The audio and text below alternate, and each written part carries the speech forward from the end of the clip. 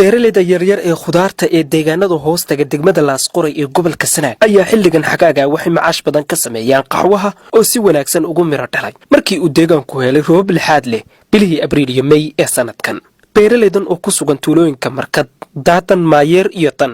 ee ku teedsan dhulka buuraleyda ah ee loo yaqaan Calmadow ayaa dhowrkii sano ugu dambeeyay ay abaartu ragaadisay tacabkooda. Mukhtaar Cabdullaahi Ciise oo 30 jir ah wuxuu leeyahay 2 beerood oo waaweyn oo ay ugu beeran yihiin ilaa 5,000 oo geed oo bun ah kuwaas oo la abuuray 18 sano ee u dambeeyay sanadkan oo kaliya 2,500 oo kiilo ayaa u baxay. wuxuu sheegay in marka uu si wanaagsan ugu soo go'o xagaaga iyo diraacda inuu xilligiiba ka heli jiray $3,000 laakiin sanadkan rajadu sidaas way ka badan tahay. walaal sanadkan insha Allah rajo fiican baan u qabnaa maadaama roob ma sanadkan deen lixaad oo badan aad iyo aad baan u rajo weynahay sababta barihii hore diska abaaro iyo xogaa ku jiray marka sanadka si fiican oo soo go'ay rajo fiican baan u qabnaa insha Allah dhaqaale fiican inaan sanadka ka heli doono baan insha Allah rajo weynahay. waxaan rajaynaynaa insha Allah sanadka ilaa 5,000 6,000 7,000 inaan insha Allah inta laga heli karo haduu Ilaahay yiraahdo insha Allah. Mukhtaar wuxuu intaa ku daray inuu Boosaaso u iibgeeyay 1,000 kiilo inta kalena waxay weli ugu yaaleen sabab la xiriirta gaadiid la'aan. wuxuu raadiyo ergo u sheegay in nolosha qoyskiisa iyo waxbarashada 8 ka tirsan 10 carruurta ay ku tirsan tahay wax soo saarka beertiisa. beeraleydan ayaa bunka ku qaada dameero aan la saari karin midkiiba rar ka badan 60 kiilo oo si isu dheeli tiran labada doc looga rarayo maadaama oo laga cabsi qabo inay ka dhacaan qararka halista badan ee ay marayaan. qaarkood ilaa 50 kilomitir ayay dhulkaas halista ku lugeeyaan si rarku u gaaro meesha ugu dhow ee ay ka heli karaan gaari. sida Mukhtaar Muuse oo markasta uu wax soo saarkiisa iib geenayo adeegsada 2 dameero oo leeyahay kuwaas uu ku geeyo tuulada Markad kadibna gaari halkii kiintaal ugu qaada $8 uu ugu sii gudbiyo magaalada Boosaaso.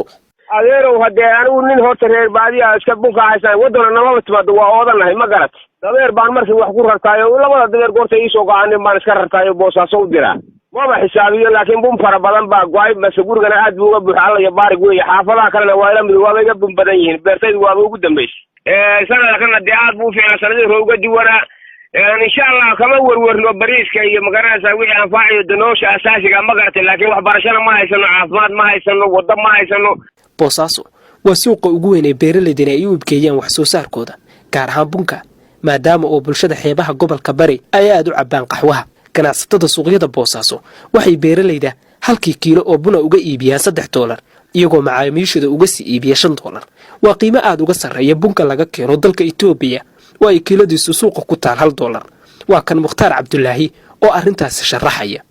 meeshan cimiladeedu way ka bedelan tahay cimilooyinka kale baalkuna dhulka qabowga ku baxaa markuu Itoobiya hadda bunka ka baxay iyo kan halka ka baxay isku mid maahan waa kala bedelan yihiin farq weyn baa u dhaxeeya. xagga miraha uu ka waaweyn yahay uu ka macaan yahay waa ka udgoon yahay kambuuta udgoon kan halka baxa marka wuxuuna geedka kan miraheena aad u baxaan dhirta u baxdaa miro badan bay leedahay macnihii aad u badan ee faa'iido waxin aad iyo aad buu soo baxaa. waxaan u maleynayaa Soomaaliya inaan hadda meel kale uu ka baxo wali maanan arag.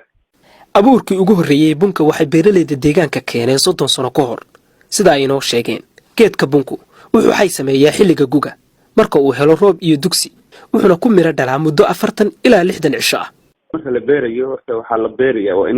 inta waxa lagu ridayaa dhulka waqti badan bay qaadanaysaa. geedkaas ilaa wuxuu adigu markuu soo baxo ilaa wuxuu ku dhalayaa ilaa 6 sano 6 sano oo miro ku yeelanaya. marka aadna uma waaweynaado adigu wuxuu la leexaadaa ilaa adigu 2 mitir meelaha uu geedku leexaada. wuxuu leeyahay wuxuuna dhalaa sanadkii 2 jeer buu dhalaa 2 waqti labada kaliilood buu dhalaa. marka xilliga kaliisha oo kale buu hayaya de guga marka xaago kala la guray kaliisha beerno sidoo kale waana biyo ku nool